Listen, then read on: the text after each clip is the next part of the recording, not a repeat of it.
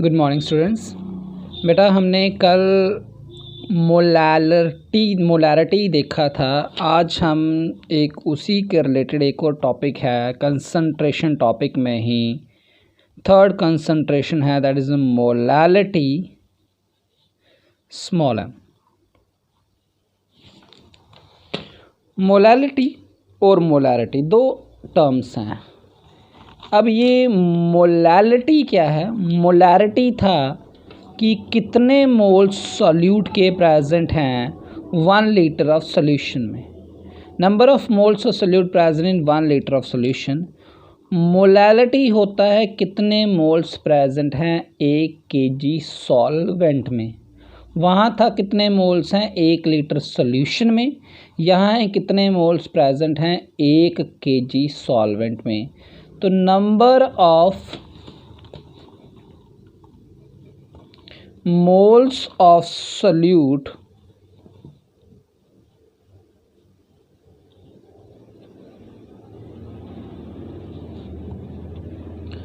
present per kg of solvent.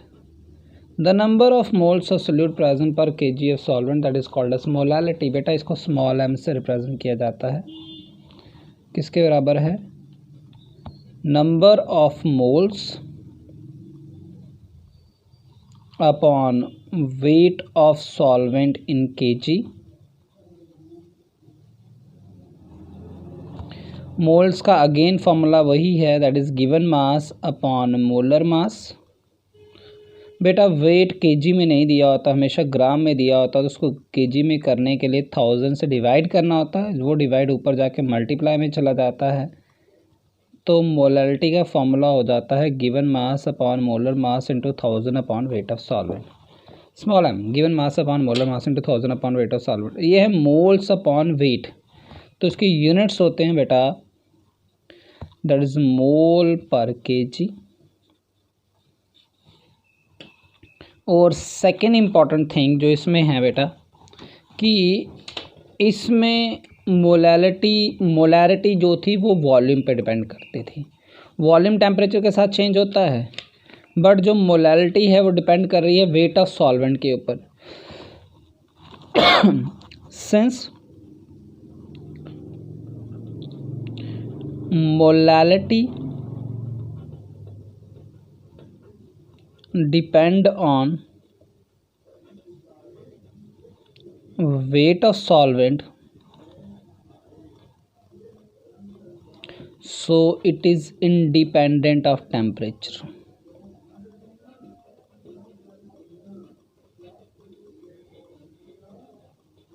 इसीलिए ये जो कंसंट्रेशन टर्म है ये टेम्परेचर के इंडिपेंडेंट होती है। मोलैलिटी जो है वो टेम्परेचर पर डिपेंड नहीं करती, मोलैरिटी टेम्परेचर पर डिपेंड करती है। इसी पे आपको क्वेश्चन आता है which is a better concentration term, molarity या molality, which is better,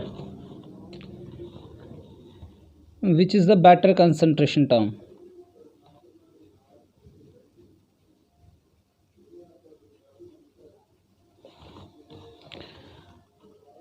molality और मोलैरिटी।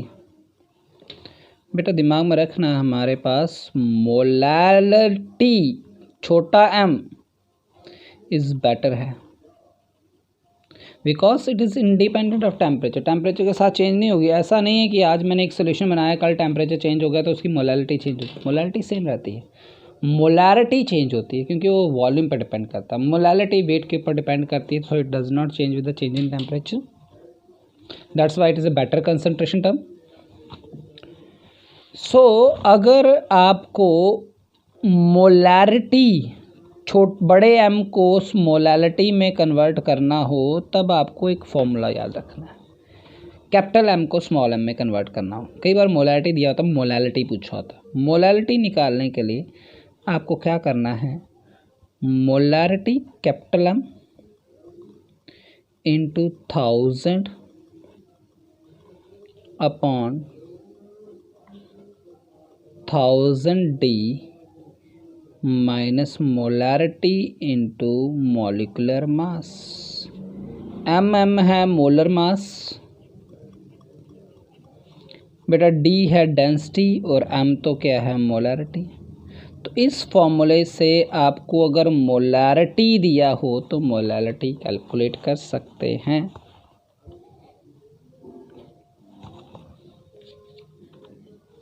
और इसमें एक बड़ा इम्पॉर्टेंट क्वेश्चन आता है बेटा कि कौन ज़्यादा कंसनट्रेटेड है, 1 मोलर या 1 मोलर। उसे करने से पहले एक दो क्वेश्चन कर लेते हैं मोलैलिटी के, ठीक है। फॉर एग्जांपल क्वेश्चन नंबर 1, 3 चीज़ें, परसेंटेज, मास और एक दो अपनी कन्वर्जन, जैसे मोलैरिटी से मोलैलिटी, मोलैलिटी से मोलैरिटी निकालना होता है। तो पहला क्वेश्चन हम इसमें भी परसेंटेज से ही करते हैं। Find molality of 20% weight by weight solution. 20% weight by weight solution of NaOH। कल भी किया था हमने 20%, वहाँ वेट बाय वॉल्यूम दिया था, यहाँ वेट बाय वेट दिया है, क्योंकि इसमें हमें वेट ऑफ सॉल्वेंट चाहिए होता है। तो 20% का मतलब है दैट इज 20 ग्राम सल्यूट है इन 100 gram of solution. 20 gram of solute is present in 100 gram of solution.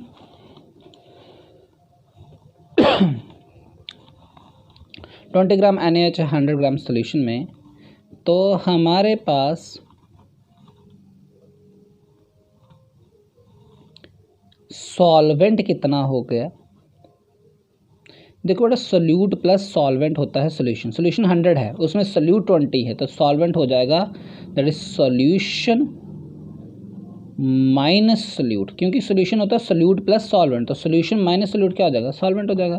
That is 100 minus 20, that would be the 80 gram. Solvent मिल गया, मोलैरिटी निकल जाएगी।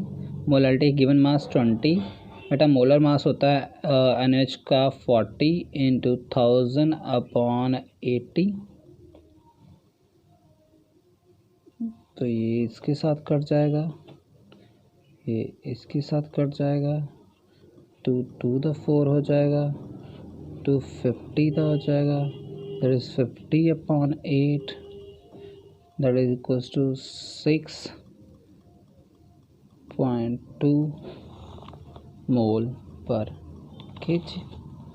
इस तरीके से आपने मोलैलिटी कैलकुलेट कर लेनी है। अगर परसेंटेज दिया होगा तो मोलैलिटी इस तरीके से कैलकुलेट कर लो। दूसरा, परसेंटेज ना दिया हो बेटा, आपको क्या दिया हो, यही चीज़ मोलैरिटी दिया हो, find molality of 2 molar NaOH solution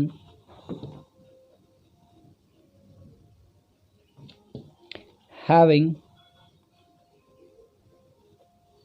density equals to 2 gram per ml। 2 molar NaOH solution हमारे पास है, डेंसिटी है 2 ग्राम पर ml। आपको बताना है कि मोलैलिटी कितनी होगी, मोलर से मोलर बनाना है। क्योंकि बताया मोलैलिटी से मोलैरिटी से मोलैलिटी कैसे निकालते हैं हम। मोलैलिटी निकालने के लिए मोलैरिटी इंटू 1000/1000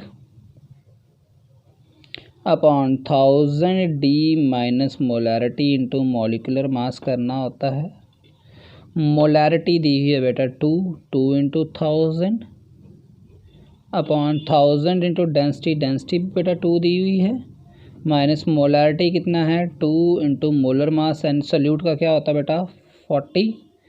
तो ये हो जाएगा 2000/2000 माइनस 80, और 2000 माइनस 80 हो गया, दैट इज 1920।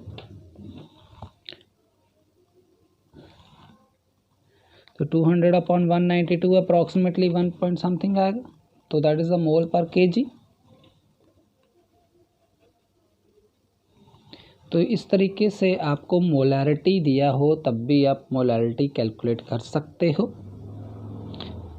स्पाइट की डेंसिटी दी होगी। बेटा जब आपको क्वेश्चन में डेंसिटी ना गिवन हो तो डेंसिटी 1 लेके चलना, क्योंकि वाटर की डेंसिटी होती है 1 ग्राम पर ml और ज़्यादातर सॉल्यूशन जो है वो वाटर में बनाए होते हैं। तो जब डेंसिटी नहीं दी होगी तो आपने क्या ले लेना है, वो 1 ले लेना है। दूसरी चीज़ कई बार बेटा मोलैलिटी दी होती है, मोलैरिटी कैलकुलेट करनी होती है। मोलैरिटी दी होगी, मोलैरिटी कैलकुलेट करनी होगी, तब आप जो फॉर्मूला यूज़ करोगे बड़ा एम निकालना होगा, ऊपर सेम रहेगा, दैट इज़ मोलैलिटी इंटू 1000।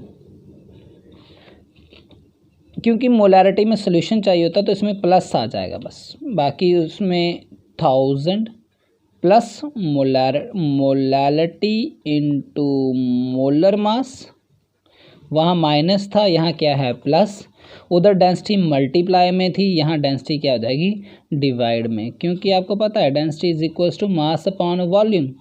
तो जब वॉल्यूम निकालना होगा तो मास डिवाइडेड बाय डेंसिटी करनी होगी, जब मास निकालना होगा डेंसिटी इनटू वॉल्यूम करते हैं, इसलिए वहाँ डेंसिटी मल्टीप्लाई होती थी, यहाँ डेंसिटी क्या हो जाती है डिवाइड। तो हमारे पास क्या आ जाएगा, क्वेश्चन है find molality of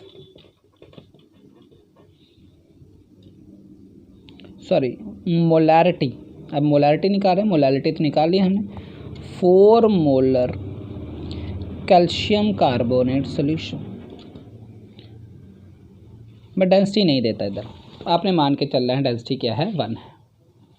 4 molar calcium carbonate solution, आपको डेंसिटी दी है 1, तो आपने क्या निकाल लेना है, मोलैरिटी निकालना है। मोलैरिटी निकालने के लिए क्या कर लिया, मोलैलिटी इंटू 1000, मोलैलिटी कितनी है बेटा 4 into 1000 upon 1000 plus molality, molality कितनी 4 स्मॉल m है क्वेश्चन में, 4 इंटू बेटा मोलर मास कैल्शियम कार्बोनेट का होता है 100, कैल्शियम का 40, कार्बन का 12, ऑक्सीजन का 3 6 48, तो देख लो बेटा 100 आता है। तो ये हो गया upon density 1, that is 4000 upon 100 plus 400, that is 1400। तो ये क्या आ गया बेटा 40 अपॉन 14 आ गया।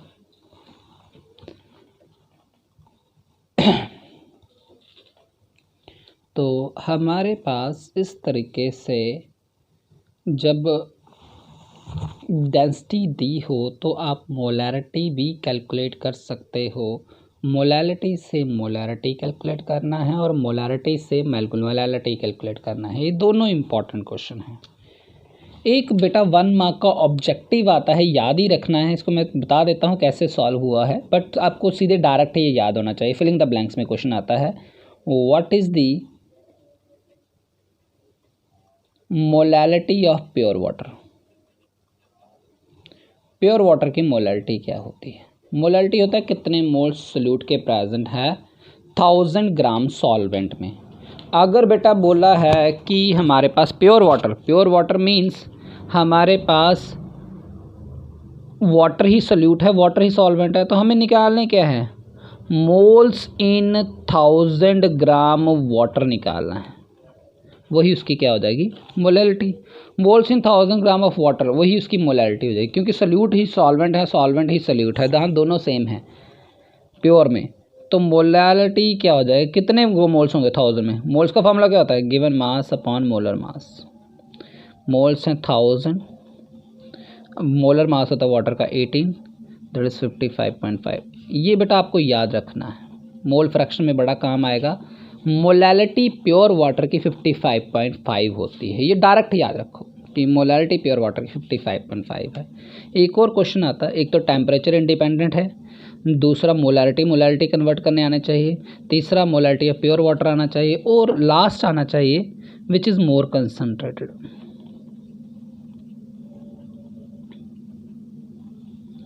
ज़्यादा कंसनट्रेटेड क्या होता है बेटा? 1 मोलर और 1 मोलर।